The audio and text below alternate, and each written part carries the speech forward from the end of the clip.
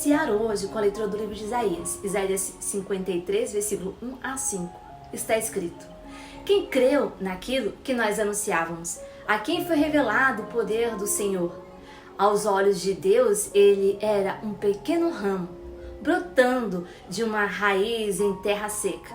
Mas, para nós, ele não tinha beleza alguma. Não havia nada em sua aparência que chamasse a nossa atenção ou que nos agradasse. Ele foi desprezado e rejeitado por todos. Ele era um homem que conhecia por experiência a dor e o sofrimento. Era como alguém que não queremos ver. Ele foi desprezado. Não demos a menor importância a ele. Apesar disso, ele tomou sobre si as nossas enfermidades. Ele mesmo carregou nosso sofrimento. E nós achávamos que ele estava sendo castigado por Deus, que Deus o estava ferindo e afligindo. A verdade, porém, é esta: ele foi ferido por causa de nossos pecados. Seu corpo foi esmagado por causa das nossas maldades. O castigo que nos traz a paz estava sobre ele, e pelos seus ferimentos nós fomos sarados. Todos nós andávamos perdidos e espalhados como ovelhas. Cada um de nós seguia o seu próprio caminho. Apesar disso, o Senhor fez cair sobre ele a maldade de cada um de nós. Ele foi maltratado e humilhado, mas não disse uma única palavra. Foi levado como um cordeiro que vai para o matadouro, como a ovelha fica muda diante de quem corta sua lã. Ele não abriu a boca. Foi condenado num julgamento injusto e mentiroso. Veja aqui, o profeta Isaías fala de Cristo e diz que ele não tinha formosura, não tinha boa aparência, ele nasceu em uma manjedoura, não era um homem de posses. Aos olhos humanos, pela descrição do profeta Isaías, não tinha nada que chamasse a nossa atenção nele. Mas ele era a luz. Seus ensinamentos atravessaram gerações e sobreviveram à história da humanidade. Ele falava de paz, amor, esperança, fé. Ele curava, realizava milagres e maravilhas, pregando o amor, a igualdade, a justiça. Mas foi perseguido, humilhado e morto. E nesse cenário, quando falamos da história de Jesus na terra, vem à mente também a figura dos fariseus, homens importantes, senhores da lei, mas que não passavam de hipócritas. Hipócritas que se utilizavam do templo de uma posição social e, alegando estar embasados na lei de Moisés, buscavam os seus próprios interesses e teciam armadilhas insanáveis para levar Jesus ao Calvário. Mas Cristo em nenhum momento retrocedeu. Suas palavras eram regadas por elegância e sabedoria, verdade e justiça. Ele se manteve firme até o último suspiro, mesmo em meio ao sofrimento e dor que lhe foi imposto. Ele foi um verdadeiro revolucionário da sua época, diante de um sistema desigual e opressor, onde se pregava um Deus legalista, um tratamento desigual e uma santidade forjada. Os fariseus, doutores da lei, eram opressores, injustos e permitiam que o próprio templo de Deus fosse transformado em um verdadeiro comércio em busca dos seus próprios interesses. Em Mateus, capítulo 21, versículo 12 a 13, está escrito: então, Jesus entrou no templo, expulsou os negociantes, derrubou as barracas, as mesas dos cambistas e as cadeiras dos que vendiam pombas.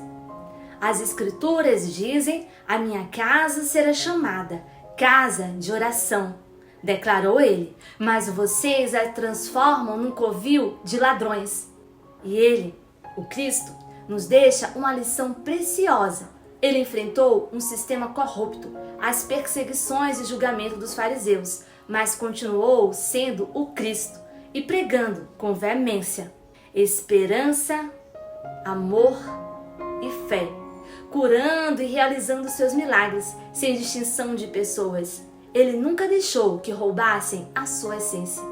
Enquanto os fariseus afolgavam-se em arrogância e ostentavam santidade, o Cristo andava entre os pecadores.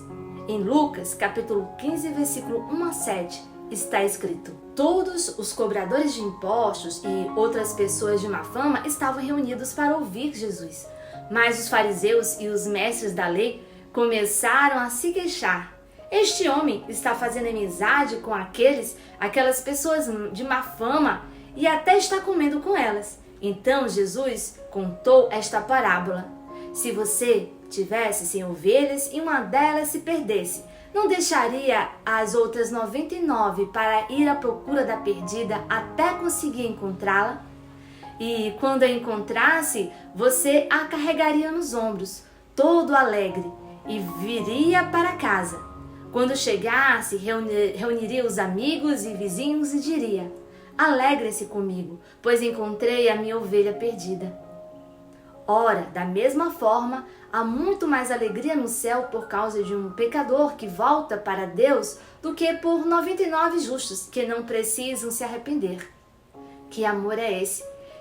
Que amor é esse que não faz acepção de pessoas? Jesus não se curvou às críticas dos fariseus, nem mesmo retrocedeu em seu posicionamento. Antes demonstrou que não fazia acepção de pessoas, que era movido por um amor incondicional e verdadeiro.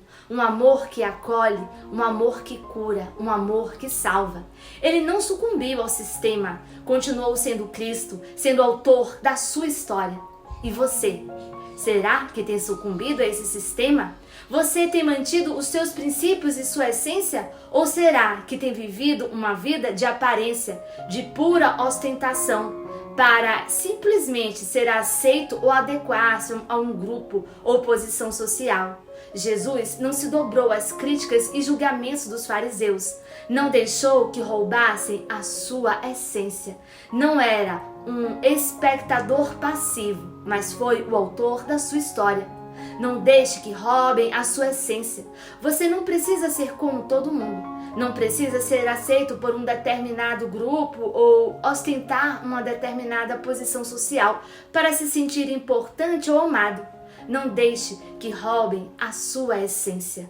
Saint-Exupéry disse: o essencial é invisível aos olhos. Você não precisa se adequar a um sistema ou ser aceito no grupo dos fariseus para se sentir ou ser importante. Você é a imagem e semelhança de Deus. É um ser único. Você é importante, você é amado, você tem habilidades e talentos próprios. Nunca deixe ninguém lhe dizer o contrário. E Cristo, perseguido, oprimido e morto, manteve a sua essência até o fim. E ele ressuscitou. Que ele encha hoje o seu coração de amor, esperança, paz e de uma fé inabalável. Siga em frente. Até a próxima.